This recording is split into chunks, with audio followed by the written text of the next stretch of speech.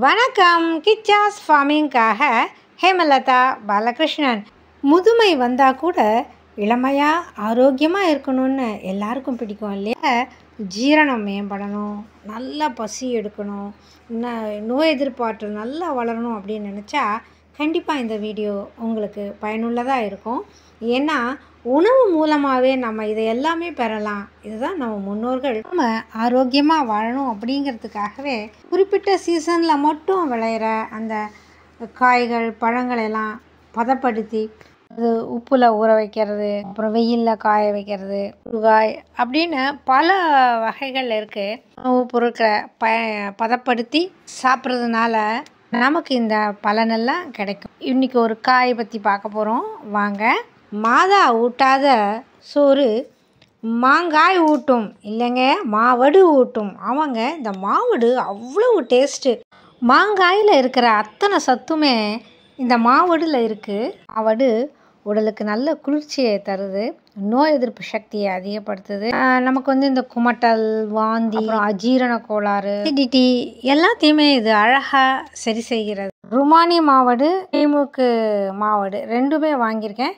ரெண்டையும் காம்பை கொஞ்சம் விட்டுட்டு எல்லாத்தையும் இப்போ நான் முதல்ல கட் பண்ணுறேன். இங்கே பாருங்கள், கட் பண்ணிவிட்டு எல்லாத்தையும் ஒரு பாத்திரத்தில் போட்டு அதை நல்லா கழுவணும். இங்கே பாருங்கள், காம்பு இவ்வளோ காம்பையும் நான் எடுத்திருக்கேன். இப்போது அந்த தண்ணியில் நல்லா அதை ரெண்டு பாத்திரத்தில் விரிச்சிருக்கேன். ரெண்டையும் நல்லா தண்ணி விட்டு நல்லா சுத்தமாக இப்போது கழுவி எடுக்கிறேன். இது ஒரு ஆன்டி ஏஜினிங்காகவும் செயல்படுது. அதாவது தோலில் சுருக்கத்தை எல்லாம் இது நீக்கிறதுக்கு உதவுது. ஆக்சிஜனேற்ற பண்பு கொண்டுள்ளது. செரிமானத்துக்கு நல்ல உதவி செய்யுது. அதாவது நல்ல பசி உண்டாக்குது. அப்புறம் வாதம், பித்தம், கப தோஷங்களை எல்லாம் இது போக்குது. துணியில் சுத்தமாக தொடச்சிட்டு இப்போது விளக்கெண்ணெய் இந்த கரண்டியில் ஒரு 2 கரண்டி விளக்கெண்ணெய் அப்படியே விடுறேன். விட்டுட்டு நல்லா அதை குலுக்கி விடணும். விளக்கெண்ணெய் சரும சுருக்கத்தை தடுக்குது, உடலுக்கு குளிர்ச்சியை தரக்கூடியது, நல்லா சிக்கலை தீர்க்கிறது. பிஞ்சு இந்த வயிற்றில் இருக்கிற புண்களை எல்லாம் கூட வெகு அருமையாக குணம். வாய்க்கு மட்டல் அதெல்லாம் துவர்ப்பு தன்மை, புண்களை ஆற்றுகின்ற பண்பு. இந்த மாவடுவை உப்பில் ஊற வச்சு அது கெட்டு போகாமல் இருக்கிறதுக்காக தான் இந்த மஞ்சள், வெந்தயம், கடுகு எல்லாமே போட்டு அரைச்சி அதில் விடுறோம். கொஞ்சமாக காரம் சேர்த்துக்கிட்டா போதும். ஏன்னா நமக்கு அந்த மருத்துவ பயன் முழுசும் நமக்கு கிடைக்கும். மாவடு சீசன், வாங்கி மாவடு போட்டுடலாம். சுவையான மாவடு செய்யலாம். கல் உப்பு நான் வடுமாங்க மொத்தம் 3 கிலோ போடுறேன். நான் 1 கிலோவுக்கு 130 கிராம் கணக்கு வச்சுருக்கேன். இப்போது இது 3 கிலோவுக்கு 400 கிராம் எடுத்திருக்கேன். அரை கிலோவுக்கு 100 கம்மி. இப்போ இது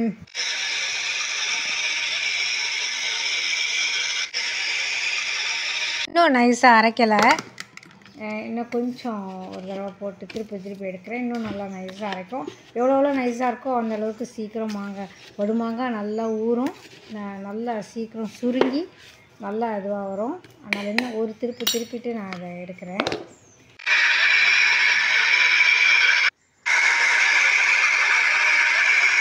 பாருங்கள், நல்லா நைஸாக அரைச்சிருக்கு. அதில் உப்பில் தண்ணி இருக்கிறதுனால அப்படியே உங்களுக்கு அப்படியே ஒரு மாதிரி இறுக்கமாக பிடிச்சிருக்கு. இப்போது ஸ்பூனில் நல்லா கிளறி எடுத்துடுறேன். பாருங்கள், இந்த ருமானி மாவடு நான் 2 கிலோ வாங்கியிருக்கேன். அப்புறம் இந்த கிளிமுக்கு மாங்காய் 1 கிலோ வாங்கியிருக்கேன். அதனால் நான் இப்போது 3 கிலோவுக்கும் சேர்த்து தான் உப்பு அரைச்சிருக்கனால இது ருமானி தான் குவான்டிட்டி 2 கிலோ. அதனால் அதில் இப்போ நான் கிட்டத்தட்ட உப்பில் 3ல் 2 பங்கு உப்பு அது போட்டுட்டேன். மீதி இந்த கிளிமுக்கு மாங்காய்க்கு போடுறேன். கரெக்டாக இருக்கும். போட்டுட்டு நல்லா அதை குலுக்கி விடுறேன். ரெண்டையுமே ருமானி மாவடையும் இந்த கிளிமுக்கு மாவடையும் நல்லா இப்போது குலுக்கி விட்டுருவேன். குலுக்கிட்டு இப்போது அடுத்து இதில் நான் மஞ்சள் தூள் போடணும். இதில் உப்பு போட்ட பிறகு தினம் ஒரு 4 நாளைக்கு தொடர்ந்து காலை சாயந்தரம் நல்லா குலுக்கி விடணும். குலுக்கி விட உப்பு தண்ணி நல்லா ஊறும். மஞ்சள் தூளுக்கு நான் என்ன செய்கிறேன்னா, வீட்டிலே தோட்டத்திலே விளைஞ்சிருக்கிற மஞ்சள் எடுத்து வச்சுருவேன். இது மஞ்சள் கிழங்கு, இது வீட்டிலே தோட்டத்தில் விளைஞ்சதை நான் வேக வச்சு அதை உலர்த்தி எடுத்து வச்சுருக்கேன். இது வெளிச்சத்தில் படாமல் ஒரு நல்ல டப்பாவில் போட்டு பத்திரப்படுத்தி வச்சுக்கிறேன். பவுடர் அரைக்கிறதுக்கு இதை நான் யூஸ் பண்ணிப்பேன். இப்போ இதை மிக்ஸி ஜாரில் போட்டு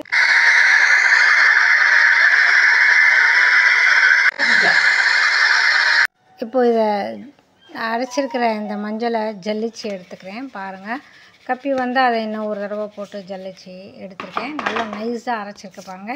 இப்போ இதை தான் எடுத்து நான் மாவடுக்கு போட போகிறேன். அந்த மஞ்சள் தூளில் இந்த ருமானி மாவடில் ஒரு 2 ஸ்பூன் நல்லா போட்டிருக்கேன். அதே மாதிரி அந்த கிளிமூக்கு மாங்காய் வடு மாங்காய்க்கும் ஒரு 2 ஸ்பூன் போட்டிருக்கேன். ஒரு அரை ஸ்பூன் சேர்த்து போட்டாலும் ஒன்றும் தப்பு கிடையாது. இது வந்து ஒரு ப்ரிசர்வேட்டிவ். இந்த மாவடு கெட்டு போகாமல் இருக்கிறதுக்கு ஒரு முக்கியமான பொருள் இந்த மஞ்சளும் தான்.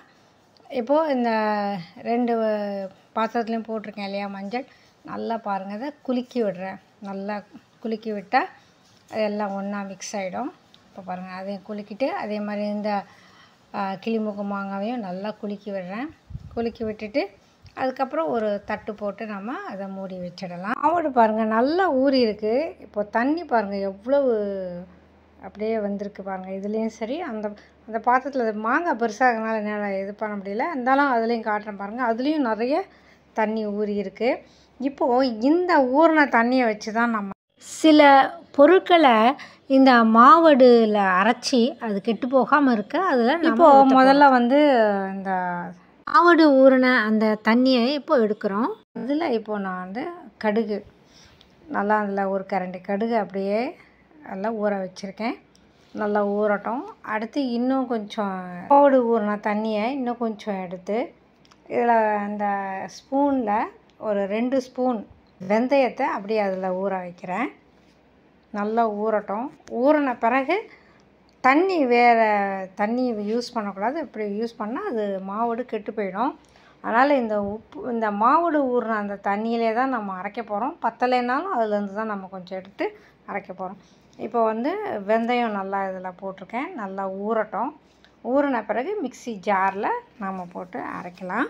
மாவடு கெடாமல் இருக்கிறதுக்கு தான் இந்த வெந்தயம் கடுகு எல்லாம் அரைச்சி போடுறது. அது வந்து நல்லா 1 வருஷம் ஆனாலும் கெட்டு போகாது, நல்லாயிருக்கும். இந்த மாவடில் அந்த உப்பில் ஊறி ஊறி அப்படியே அது சுருங்கி அந்த தண்ணி அப்படியே ஊறி அப்படியே நீங்கள் இந்த ஜாடியில் போட்டதும் அப்படியே மேலே வந்துடும் தண்ணி ஊறி. அந்த அளவுக்கு நான் அதையும் உங்களுக்கு காட்டுறேன். இப்போ பாருங்கள், இன்னும் கொஞ்சம் தண்ணி எடுத்திருக்கேன். மாவடு ஊறின தண்ணி நான் இப்போது மிளகாத்தூள் வரமிளகாத்தூள் நான் வீட்டில் ஏற்கனவே அரைச்சி ரெடி பண்ணி வச்சுருக்கேன். அதை வந்து இதில் போட்டு இப்போ நல்லா கரண்டியில் அதை கிளறி வச்சிடுறேன். அதையும் தனியாக வச்சிடுறேன். இப்போது இதெல்லாம் அரைச்ச பிறகு அதையும் அதோட எடுத்து கலந்து நம்ம அதில் ஊற்ற போகிறோம். இப்போ பாருங்கள், மாவடில் இருக்கிற தண்ணியை தான் நான் இப்போ அப்படியே இருத்தி அதில் ஊற்றி நல்லா கிளறி விடுறேன். அந்த பொடியெல்லாம் நல்லா பட்ட இந்த தண்ணியை தான் இருத்திக்கணும். காரம் கொஞ்சமாக தான் போடணும். ஆனால் உங்களுக்கு தேவைப்பட்டுச்சுன்னா நீங்கள் போட்டுக்கோங்க. ஊறட்டும். அதுக்குள்ளே நம்ம மாவடு போடுற அந்த ஜாடியை நல்லா க்ளீனாக ஒரு தடவை தொடச்சிடலாம். இப்போ நல்லா தண்ணி விட்டு நல்லா கழுவிட்டேன். அப்புறம் ஒரு நல்ல காட்டன் துணி வச்சு உள்ளே ஈரம் இல்லாமல் தொடச்சி வச்சுருக்கேன். நல்லா ஊறி இருக்குது. இப்போது அதை நான் நல்லா மிக்ஸி ஜாரில் போட்டு அரைக்க போகிறேன். வாங்க. தண்ணி தேவைன்னா அந்த வடு மாங்காய் தண்ணியை தான் இருத்தி இதில் ஊற்றி அரைக்கணும்.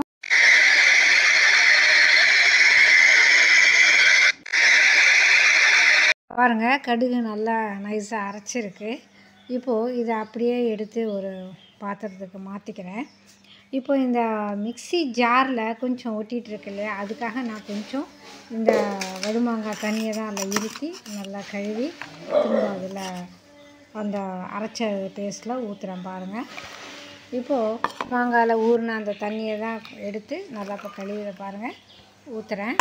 இப்போது அடுத்து வந்து வெந்தயம் ஊற வச்சுருக்கிறேன். அதே மிக்ஸி ஜாரில் அந்த ஊற வச்ச வெந்தயத்தை இப்போ போட்டு அதை இப்போது நல்லா அரைக்க போகிறேன்.